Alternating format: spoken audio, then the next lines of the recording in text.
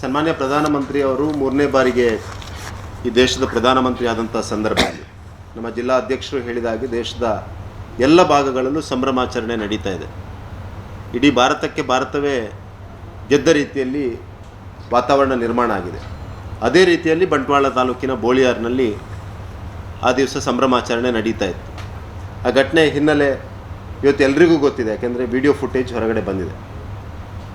ನಾನು ಈ ಸಂದರ್ಭದಲ್ಲಿ ಇಷ್ಟು ಮಾತ್ರ ಹೇಳಲಿಕ್ಕೆ ಬಯಸ್ತಾ ಇದ್ದೇನೆ.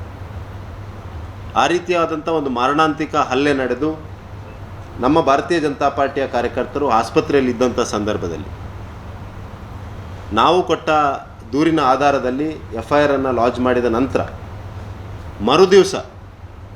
ಮರುದಿವಸ ಖಂಡಿತವಾಗಿಯೂ ಕಾಂಗ್ರೆಸ್ ಪಾರ್ಟಿಯ ಒತ್ತಡದ ಕಾರಣಕ್ಕೆ, ಭಾರತ ಮಾತೆಗೆ ಜಯಕಾರ ಹಾಕಿದ ಕಾರಣಕ್ಕೆ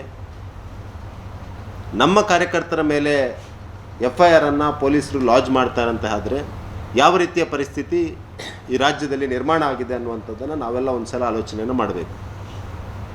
ಸಿದ್ದರಾಮಯ್ಯ ನೇತೃತ್ವದ ಕಾಂಗ್ರೆಸ್ ಈ ರಾಜ್ಯದಲ್ಲಿ ಆಡಳಿತಕ್ಕೆ ಬಂದ ನಂತರ ಹಿಂದೂ ವಿರೋಧಿ ನೀತಿ, ಪೊಲೀಸ್ ಇಲಾಖೆಯ ಮೇಲೆ ಒತ್ತಡ, ಭಾರತೀಯ ಜನತಾ ಪಾರ್ಟಿ ಮತ್ತು ಹಿಂದೂ ಸಂಘಟನೆಯ ಕಾರ್ಯಕರ್ತರ ಮಾನಸಿಕ ಸ್ಥೈರ್ಯವನ್ನು ಕುಗ್ಗಿಸುವಂಥ ಒಂದು ಪ್ರಯತ್ನ ಪೊಲೀಸ್ ಇಲಾಖೆಯ ಮುಖಾಂತರ ವಿಶೇಷವಾಗಿ ದಕ್ಷಿಣ ಕನ್ನಡ ಜಿಲ್ಲೆಯಲ್ಲಿ ನಡೀತಾ ಇದೆ.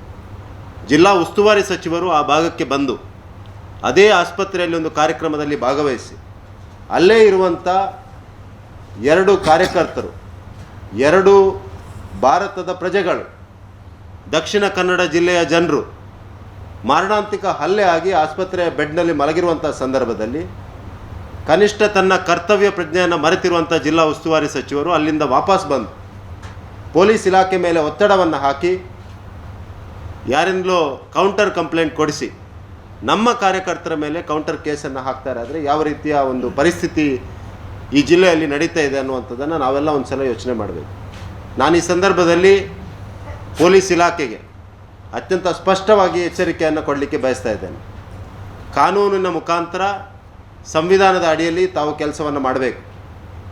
ಯಾರೋ ರಾಜಕೀಯ ಪುಡಾರಿಗಳ ಒತ್ತಡಕ್ಕೆ ಅಥವಾ ರಾಜಕೀಯ ಶಕ್ತಿಗಳ ಒತ್ತಡಕ್ಕೆ ಮಣಿದು ಈ ರೀತಿಯ ಕೆಲಸವನ್ನು ಮಾಡಲಿಕ್ಕೆ ಪ್ರಾರಂಭ ಮಾಡಿದರೆ ಅಥವಾ ಶಾಂತಿಯನ್ನು ಕದಡುವವರಿಗೆ ತಾವು ಬೆಂಬಲವನ್ನು ಕೊಡಲಿಕ್ಕೆ ಪ್ರಾರಂಭ ಮಾಡಿದರೆ, ಜಿಹಾದಿ ಶಕ್ತಿಗಳಿಗೆ ರಾಜಕೀಯ ಒತ್ತಡದ ಕಾರಣಕ್ಕೆ ಬೆಂಬಲವನ್ನು ಕೊಡಲಿಕ್ಕೆ ಪ್ರಾರಂಭ ಮಾಡಿದರೆ ದಕ್ಷಿಣ ಕನ್ನಡ ಜಿಲ್ಲೆಯ ಜನತೆ ಮತ್ತು ಭಾರತೀಯ ಜನತಾ ಪಾರ್ಟಿ ಖಂಡಿತವಾಗಿಯೂ ಇದನ್ನು ಸಹಿಸೋದಿಲ್ಲ ಅನ್ನುವಂಥ ಮಾತನ್ನು ಈ ಸಂದರ್ಭದಲ್ಲಿ ಹೇಳ್ತಾ, ಈ ಘಟನೆಯ ಸಮಗ್ರ ತನಿಖೆಯನ್ನು ಮಾಡಿ ಆ ಸಂದರ್ಭದಲ್ಲಿ ಅವರ ಹತ್ರ ವೆಪನ್ಗಳು ಹೇಗಿತ್ತು, ಆ ಸಂದರ್ಭದಲ್ಲಿ ಡ್ಯಾಗರ್ಗಳು ಹೇಗಿತ್ತು, ಆ ಸಂದರ್ಭದಲ್ಲಿ ಸಂಭ್ರಮಾಚರಣೆಯ ಸಂದರ್ಭದಲ್ಲಿ ಇದಕ್ಕೆ ಒಂದು ಪೂರ್ವಯೋಜಿತವಾಗಿ ದಾಳಿ ಮಾಡಬೇಕು ಅಂತ ಯೋಚನೆಯನ್ನು ಇವರು ಮಾಡಿದ್ರ, ಇವರಿಗೆ ಡ್ಯಾಗರ್ಗಳನ್ನು ಯಾರು ಕೊಟ್ಟರು, ಆ ಸಂದರ್ಭದಲ್ಲಿ ಆ ರೀತಿ ಮಾರಣಾಂತಿಕ ಹಲ್ಲೆ ಮಾಡಲಿಕ್ಕೆ ಯಾರು ಇವರಿಗೆ ಪ್ರೇರಣೆ ಅನ್ನುವಂಥ ಸಮಗ್ರ ತನಿಖೆಯನ್ನು ಪೊಲೀಸ್ ಇಲಾಖೆ ಮಾಡಬೇಕು ಅನ್ನುವಂಥ ಒತ್ತಡವನ್ನು, ಆಗ್ರಹವನ್ನು ಕೂಡ ಈ ಸಂದರ್ಭದಲ್ಲಿ ಮಾಡ್ತಾ ಇದ್ದೇನೆ.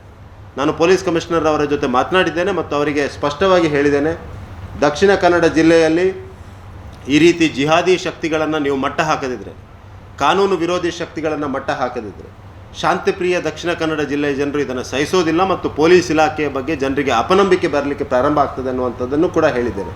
ಹಾಗಾಗಿ ಪೊಲೀಸ್ ಇಲಾಖೆಯಲ್ಲಿ ನನ್ನ ವಿನಂತಿ, ಆಗ್ರಹ, ಒತ್ತಡ ಈ ಸಂದರ್ಭದಲ್ಲಿ ಈ ರೀತಿಯ ಘಟನೆಗಳು ನಡೆದಾಗ ಅದರ ಸಮಗ್ರ ತನಿಖೆ ಮಾಡಿ ತಪ್ಪು ಮಾಡಿದವರಿಗೆ ಸೂಕ್ತ ಶಿಕ್ಷೆಯನ್ನು ಕೊಟ್ಟು ಮುಂದಿನ ದಿವಸಗಳಲ್ಲಿ ಈ ರೀತಿಯ ಘಟನೆ ಆಗದಂತೆ ನೋಡಬೇಕು ಮತ್ತು ಇಡೀ ಪೊಲೀಸ್ ಇಲಾಖೆಯೇ ಒಂದು ನಾಚಿಕೆ ಪಡುವಂಥ ರೀತಿಯಲ್ಲಿ ಯಾರೋ ಒಂದು ಕೊಟ್ಟ ಕಂಪ್ಲೇಂಟ್, ಭಾರತ ಮಾತೆಗೆ ಜಯಕಾರ ಹಾಕಿದರು, ಸಂಭ್ರಮಾಚರಣೆ ಮಾಡಿದರು, FIR ಕಾಪಿ ಕೂಡ ನಾನು ನೋಡಿದ್ದೇನೆ, ಸಂಭ್ರಮಾಚರಣೆ ಮಾಡಿದರು, ಪಾಕಿಸ್ತಾನಕ್ಕೆ ಜಯ ಹಾಕಿದರು ಮತ್ತು ಮಸೀದಿಯನ್ನು ಧ್ವಂಸ ಮಾಡಲಿಕ್ಕೆ ಪ್ರಯತ್ನ ಮಾಡ್ತೇವೆ ಅನ್ನುವಂಥದ್ದನ್ನು FIR ಕಾಪಿಯಲ್ಲಿ ಬರೆದಿದ್ದಾರೆ.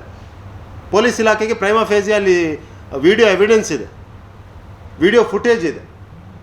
ಒಂದು ಕಾಮನ್ ಸೆನ್ಸ್ ಇಲ್ಲದೆ ಒಂದು ವಿಡಿಯೋ ಫುಟೇಜನ್ನು ನೋಡಿಕೊಂಡು ಪ್ರೈಮಾ ಫೇಸಿ ನೋಡಿಕೊಂಡು FIR ಅನ್ನು ಲಾಂಚ್ ಮಾಡುವ ಬಿಟ್ಟು ಇಡೀ ಎಲ್ಲ ಕಡೆ ಸುದ್ದಿ ಮಾಡಿ ಭಾರತ್ ಮಾತೆಗೆ ಜೈಕಾರ ಹಾಕಿದ್ದಕ್ಕಾಗಿ ಅವರಿಗೆ FIR ಮಾಡಿದ್ದಾರೆ ಅನ್ನುವಂಥದ್ದನ್ನು ಜಿಹಾದಿ ಶಕ್ತಿಗಳು ಇತ್ತು ಎಲ್ಲ ಕಡೆ ಹೇಳ್ತಾ ಇದೆ.